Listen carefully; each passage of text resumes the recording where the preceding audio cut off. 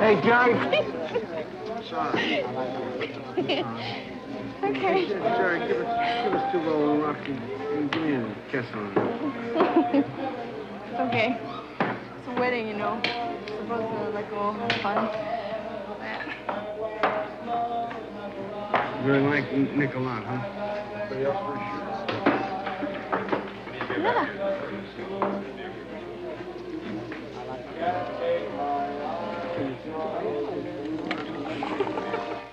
A scene from The Deer Hunter with a nervous Robert De Niro encountering actress Meryl Streep at a wedding party before he goes off to fight the Vietnam War.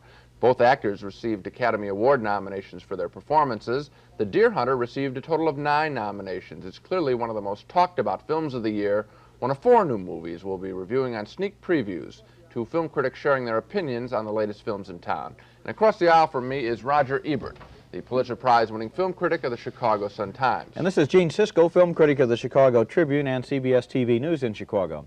In addition to The Deer Hunters, we're going to take a look at Fast Break, a comedy starring Gabe Kaplan, who's the star of TV's Welcome Back, Kotter. We'll look at Once in Paris, about an American screenwriter's French love affair. And now Gene starts with China Syndrome, the new movie starring Jane Fonda. We usually expect films with a social or political message from Jane Fonda, and there is a message, I suppose, in her new film, China Syndrome, but I like it best as a simple, old-fashioned thriller. It's excellent. China Syndrome is about the cover-up of an accident that's weakened the safety devices of a nuclear power plant. Jane Fonda plays a TV reporter who exposes the cover-up, and late in the movie, Fonda interviews Jack Lemmon, a plant engineer who wants to tell about the accident before a live television audience. But will he be able to tell his story before the company thugs stop him? First floor. Absolutely fast.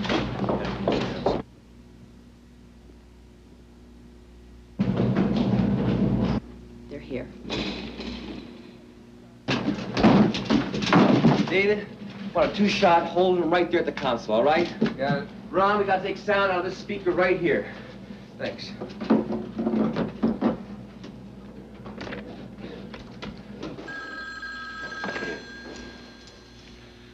Okay, we made it. Churchill's down in the van. Kimberly, the press is everywhere. So let's just work out the sound thing. We're ready to go. All right? Okay. Kimberly, you move a little closer to the speaker. Testing. This is Kimberly Wells. This is exciting stuff, and Jane Fonda is thoroughly compelling when still later in the film she moves in for the kill in a harried interview with another engineer who she wants to have confirm Jack Lemmon's belief that the plant could explode like a nuclear bomb. The company has tried to paint Lemmon as a flaky alcoholic.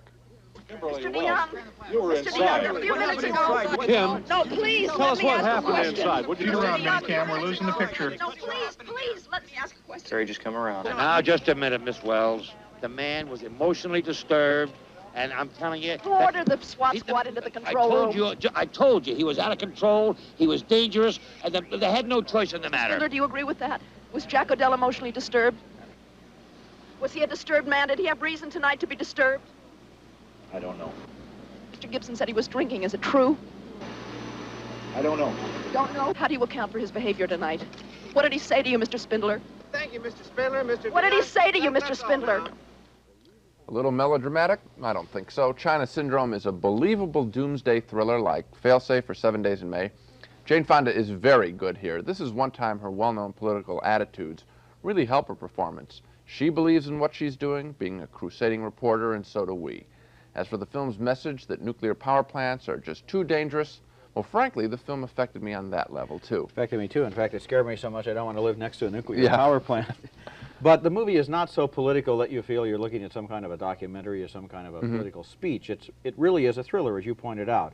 I was on the edge of my chair, too. I mean, I think maybe we should go a little bit further and say that even though it is fairly early in 1970, I think this is one of the best made, best acted, most thrilling films probably that we'll see this year. I mean, it's fun. You know, we see a couple hundred movies a year for 10 years apiece. This one actually got me scared. I didn't know how it was going to turn out. I didn't think a movie could do that to me anymore, but this one did. And I think it's also because of Fonda. She's the core of realism in the picture. She's so into this role as a TV reporter, we just accept everything around her. She's really a remarkable actress.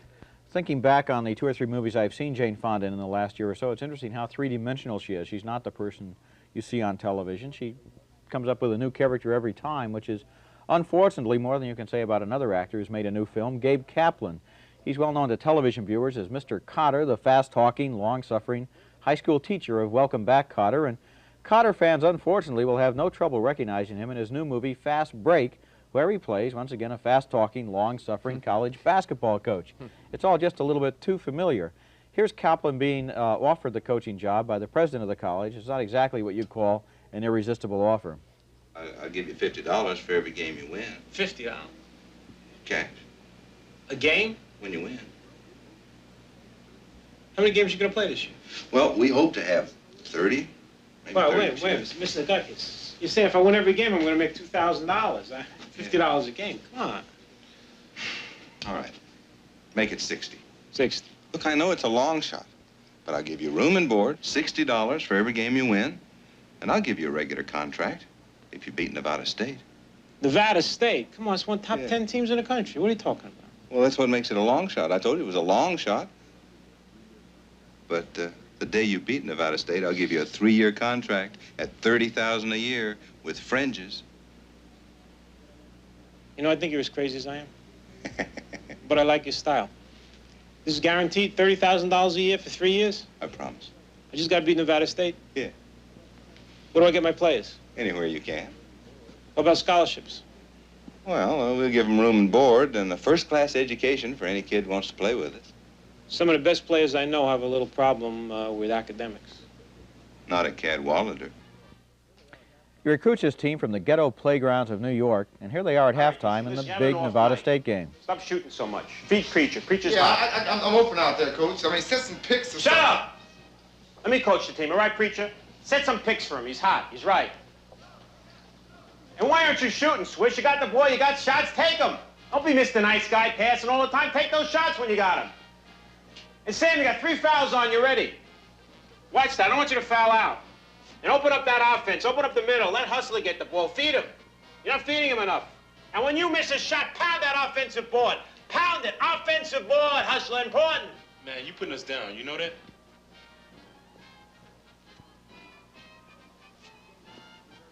Sorry. This game happens to be very important to me. It's important to everybody in this room. So let's do it, all right? All right, get a drink of water, go to the bathroom. Kind of a nice little note there. It's kind of a good performance. Gabe Kaplan's got sincerity, he's got good timing, he's got an engaging personality. He could have tried something more original for his movie debut instead of just playing Mr. Cotter again. The movie does have some good moments, I suppose. It ends with a fairly exciting basketball game, although it's almost obligatory in a sports movie to have a game like that. But Fast Break is just so completely predictable that you don't have to be afraid to go out and buy popcorn. You're not going to miss anything. It is like an expanded TV show. We meet 4 of his players that he recruits from Harlem. Each guy gets about 10, 15 minutes to tell his story. They could be individual episodes in a situation comedy on television. You know, they're charging $3.50 to see this movie. I think we really want to see something different than we can get on the tube. We don't get it with this There's picture. another problem, too, with the characters, and that's that you get a moment of great poignant insights or revelation of secrets, and then 5 minutes later you have slapstick comedy. The movie doesn't have a line from beginning to end in terms of knowing what it wants to say about the people. Well, now to a better film. One of my biggest complaints about movies in general is we rarely are given characters that seem as real or as bright or as entertaining as even Roger. But good news, Once in Paris is an American-made film that gives us 3 bright, lively, and real characters. Wayne Rogers plays an American writer brought to Paris to work on a screenplay. He meets a beautiful woman, Gail Honeycutt there, who's staying at the same hotel. He's married, she isn't, but it's Paris, so naturally they end up in bed together. Do you want to smoke? Yes, I do. Concerned for my welfare? No, for mine. Oh, I think we're going to have a very honest relationship, Michael. It's just what I always wanted. Is it? Mm-hmm. I'm leaving a week from Wednesday. Why is she telling me this? I've got a few friends to see, some dresses to buy for a store I have an interest in. Other than that, I'm yours. I have a screenplay to write. It's a snap. A couple hours every morning. I could show you Paris. I like that. Suppose I get tired of you before Wednesday. Hmm? Just say so. I promise I'll do the same. Well, in the interest of our honest relationship, I got a little confession to make. You know, a moment ago over there when I said I felt great, well, I lied. I feel terrific. But you say that to all the girls. Haven't been that many. Who asked you? Well, I just thought you ought to know it's not a usual event in my life. Oh, I see. Well, now I'm supposed to say this is a very rare experience for me, too, and the violins commence. Okay. Forget I mentioned it. You're angry. I'm not. Yes, you are. I'm not. You are. Well, nobody likes to think of himself as one of a numberless legion. Why didn't you say so? Let's see, you're number 142 and a half. Well, if you count the Austrian prince. Sounds interesting. He was. Would you like the details? Later. Now, that conversation, though obviously written by somebody, seemed fairly natural to me, and I'm the guy on the show who's always complaining about phony-sounding movie dialogue. I mentioned there were 3 bright characters in Once in Paris. The third, played by Jack Lenoir, is a charming, worldly-wise chauffeur hired to drive Wayne Rogers around town. To reward him for good service, Rogers and Gail Honeycutt invite him to join them at a snobby private party. They tell the hostess that the chauffeur is a sea captain, but one of the guests spots him as a lowly landlubber. How goes it, Captain? Trouble. Yeah? What's the matter? What The man I was just talking to. What about him? I drove him a few days, a couple of years ago. Uh-huh. He recognized you? No, but he feels sure we've met. He's looking this way. Listen, I think we'd better go. And leave such a wonderful party? Well, if he remembers you, it could be very embarrassing. The hell with him. I think Michael's right, Jean-Paul. I think we better go. But I don't want to go. I like it here now. You having fun? Bien sûr. Huh? What do you say? Okay? Okay. We stay. We stay.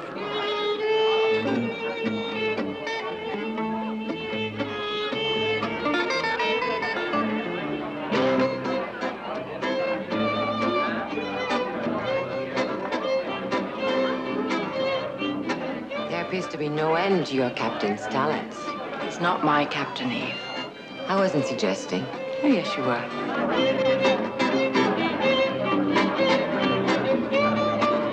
You know you dance wonderfully. Were you ever a professional? Come on, Jean-Paul, knock it off. It's me, Susan.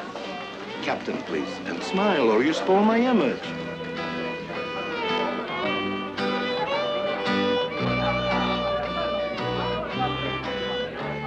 I've got it. I know you. Pardon me. I know you. You drove for me. Get out of my way. You drove for me. He's a chauffeur. Hey, who is this man anyway? This gentleman is a ship's captain. Ship's captains have papers. Let me see yours. Hey, just what do you think you're doing here? I say this man is not what he claims.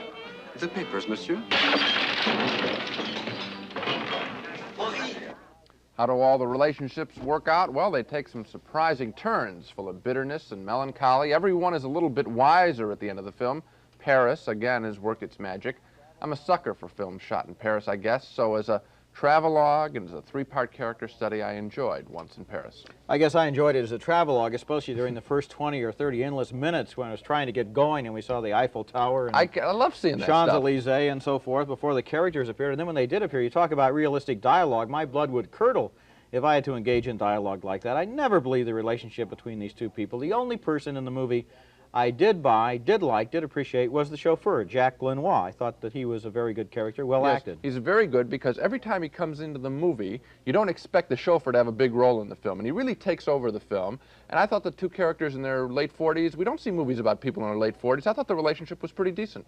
Well, I thought it came alive when he was there. The rest of the time, I think his own vitality, the chauffeur's vitality, made the others look pretty pale, pretty lackluster, pretty much totally unlike the people in the next film. We're going to talk now about The Deer Hunter, one of the most important American movies of recent years, and also one of the most emotionally overpowering. It's about the war in Vietnam, but it isn't really for the war and it's not against the war. It's more about how the war entered into the lives of a lot of Americans and changed some of them forever.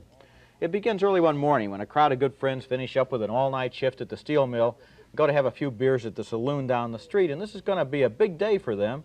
It's their last day at work, they've enlisted in the Army, and one of them is going to get married in a few hours. You can tell which one the groom is when his mother comes in and hauls him off the bar stool.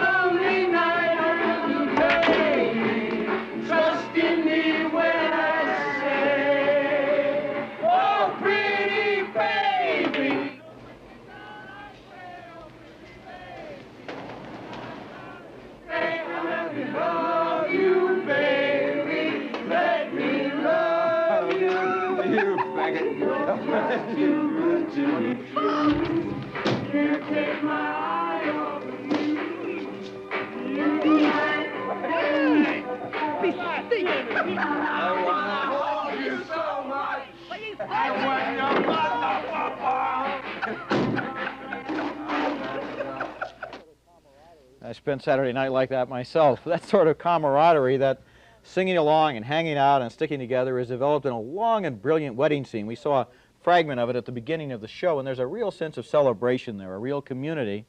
But then the Deer Hunter cuts abruptly to the reality of Vietnam and to a prisoner of war camp where the Viet Cong is forcing American and South Vietnamese prisoners to play Russian roulette while they gamble on who will be the first to blow his brains out. For Robert De Niro and his friends, the time for singing is over.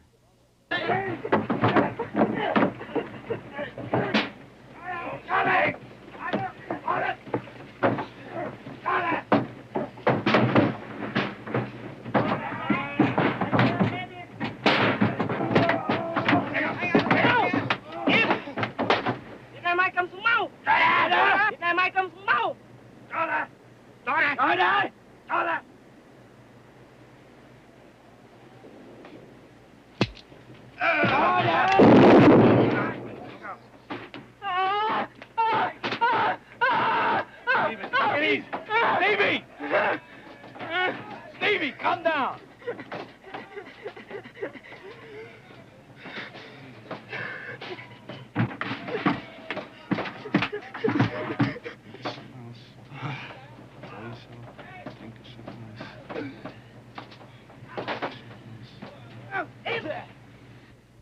That's Christopher Walken, and the other one of the three friends is played by John Savage. The physical pain and mental dread is so real there that it gives you an idea of the impact this movie has. It's not just a war story, it's not just a movie, it's an experience. It's one that touches people in the audience so deeply that some of them can't take it. They've got to turn their eyes away from the screen, and I couldn't really blame them.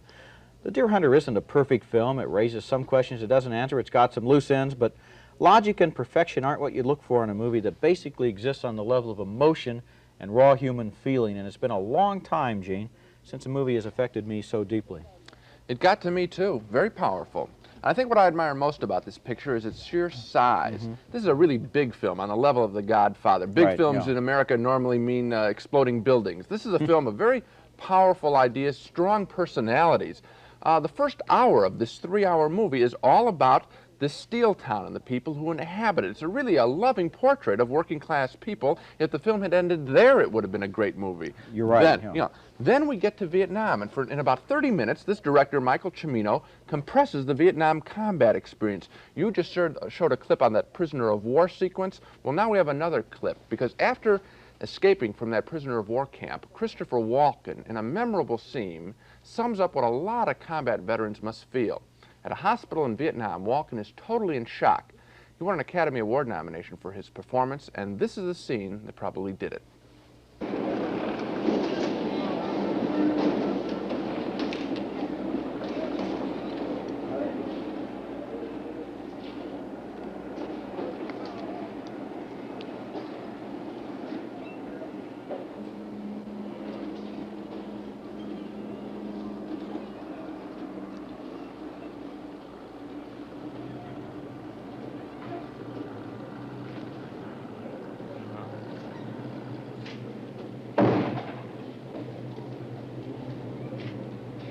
Are you Nikonar Jabotorevich?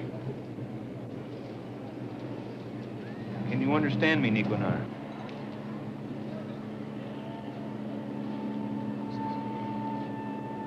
Are you Jabotorevich? Are you sure? Uh-huh.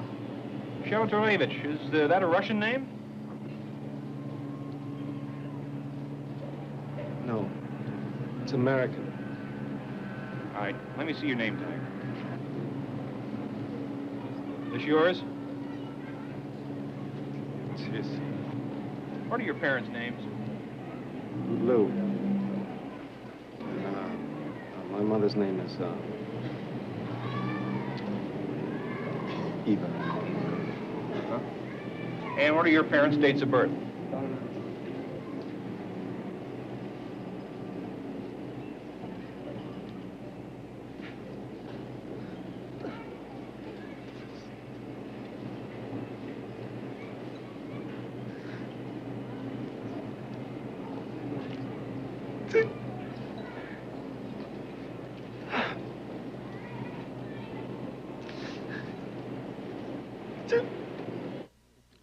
That's powerful stuff, and it's impressive. Christopher Walken there, it's impressive seeing him develop some real feeling by not talking. He's just one of the fresh faces in the film. I was really impressed by the picture. It's like seeing a big novel or reading a big novel. Very impressive. Kind of like The Godfather, which also had De Niro in it, I guess, in The Godfather Part 2. A real gallery of characters, a lot of depth. You know, a lot of people have asked me, okay, wonderful, the film got 9 Academy Award nominations, Best Film, Best Director, Best Actor. How come it isn't playing in my town? Because in most of the United States, it's only now opening, and that was the result of a decision by Universal, the studio that made it. They didn't know if America was ready yet for a big, heavy 3-hour drama about the Vietnam experience, and so they opened the picture in Los Angeles and New York to get the Oscar nominations. Now they've got the nominations, now the picture is opening throughout the country, and I think we're in agreement on this, that it is the picture to see right now. Well, it's time now to move from one of the year's best movies to the week's worst movies introduced by Spot. Dog of the Week. Spot the Wonder Dog. We have some great movies for you this week. Mine is a tribute of sorts to the late Bruce Lee, the kung fu star who died suddenly at the height of his fame. And the movie's called Kung Fu Master. It's being advertised as being shot in Bruce Lee style, but then what kung fu movie isn't advertised as being shot in Bruce Lee style? Bruce Lee has become in death a brand name like Walt Disney or General Motors or Betty Crocker. And so we get movies Bruce Lee style starring Bruce Lee's double and Bruce Lee's cousin and Bruce Lee's nephew and Bruce Lee's ghost. And not long ago, there was even a movie starring somebody named Bronson Lee, who was supposed to be half Charles Bronson and half, you guessed it, Gene, where will it all end? Not with my film. I think we ought to call this segment Pekingese of the Week, because my dog is also a Bruce Lee ripoff called Last Fist of Fury, starring Bruce Lee, that's Lee spelled L-I. Now, why should we spend all this time, week after week, knocking inferior kung fu films? Because the people who go to see these movies are truly among the most loyal of filmgoers, and they are getting mightily ripped off. In Last Fist of Fury, Bruce L.I. tries to recover a magical pearl before an evil wizard and some American thugs get it. The thugs include a black man whose first line of dialogue goes like this, "And I knows they keep that snake pearl hidden there." Well, you should have heard the black members of the audience howl at that line. This is truly an insulting film. Sounds like a dog for the ages. Yes. So much for the celluloid canines. To recap our reviews of the main movies on this show, both Gene and I enjoyed the nuclear power plant thriller, The China Syndrome, rated R. There's a yes next to both of our names because we both recommend you see it. We take a dimmer view, though, of Fast Break, the Gabe Kaplan basketball comedy. Seemed like too much like a TV series, so we both say no to Fast Break. We do agree, though, that The Deer Hunter is one of the finest films of the year. 2 strong yeses for that one. Don't miss it. Our only disagreement is about the modern love story, Once in Paris. Gene thoroughly enjoyed the film's 3 major characters. He says yes. I would just as soon they'd never have met. I say no. Once was more than enough. You've made your point. Every year, Roger and I go out on a limb where we try to pick the winners of the annual Academy Awards. Well, it's that time of year again, so next on Sneak Previews, we'll take a look at the movies and stars nominated for this year's Oscars with exclusive scenes from Heaven Can Wait, An Unmarried Woman, Midnight Express, The Deer Hunter, and Coming Home. Roger and I will try to predict who will win the Oscars announced April 9th. Some of the races look pretty close, and if you think we're going to disagree, you're right. So join us next time for a sneak preview of the Academy Awards. Until then, see you at the movies.